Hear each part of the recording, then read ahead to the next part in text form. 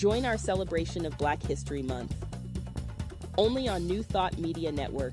New videos every day at 6 a.m. Eastern Time, or watch anytime on our YouTube channel.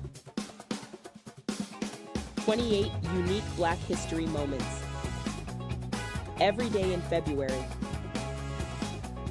Only on New Thought Media Network.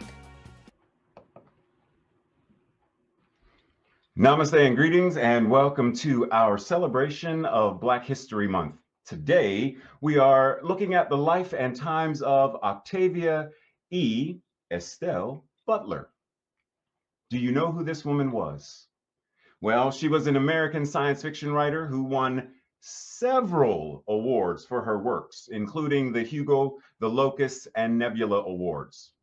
Did you know that in 1995, she became the first science fiction writer to receive a MacArthur Fellowship? Breathe that in for a moment. Because in the United States of America, it is very challenging at times for someone such as her, a Black queer woman, to rise to such status. At one point, she said, "Why aren't there more science fiction Black writers? There aren't because there aren't. What we don't see, we assume can't be." What a destructive assumption. Breathe that in. She's inviting us into this space that says representation matters. Octavia was born in Pasadena, California, raised by a widowed mother.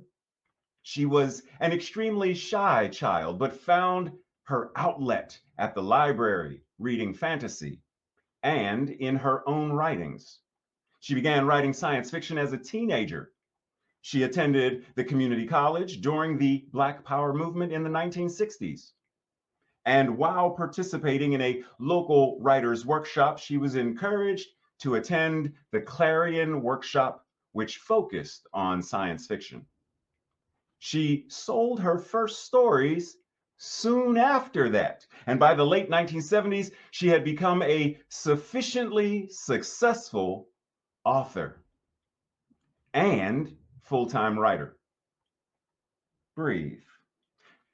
There are a lot of things that we could dive into regarding her life, her accomplishments, and all things regarding science fiction and Black history. But I want us to focus in for a moment on a specific aspect. Octavia, growing up in Pasadena, she experienced limited cultural and ethnic diversity because of the area, the racial segregation in that area. She would often accompany her mother to her job, which was cleaning. She met many workers, and she noticed, as they went into white people's homes, going through the back doors, how her mother was being so poorly treated by these employers. Octavia said, "I began writing about power because I had so little." I began writing about power because I had so little. Now, think about what this implies, what she is offering us in this, because through her words, through her creative aspirations, our lives, the lives of many people who love science fiction, have been changed, have been impacted, have been influenced. Many people. But how? How is this possible? Because as we read her words, we connect. We connect to the feeling of hopelessness, the feeling of being traumatized and bullied and hurt, because she expressed a great many of her own personal experiences through the characters and the conflicts and the words and the paragraphs and the prose that she shared.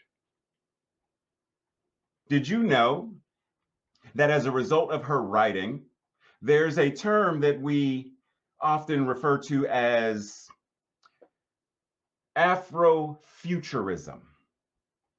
Did you know that it was in part her works, or the type of works that she offered? Because did you know that she is known for blending, not only blending science fiction, but blending it with African American spiritualism?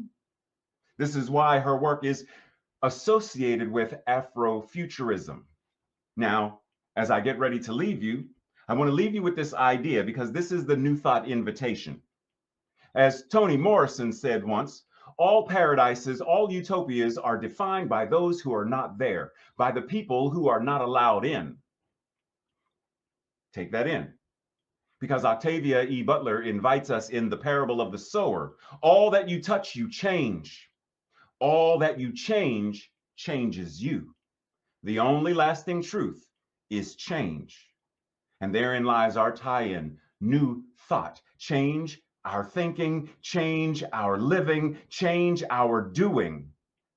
And the world changes with us. Breathe. Celebrate Black History 365 days a year. Blessings.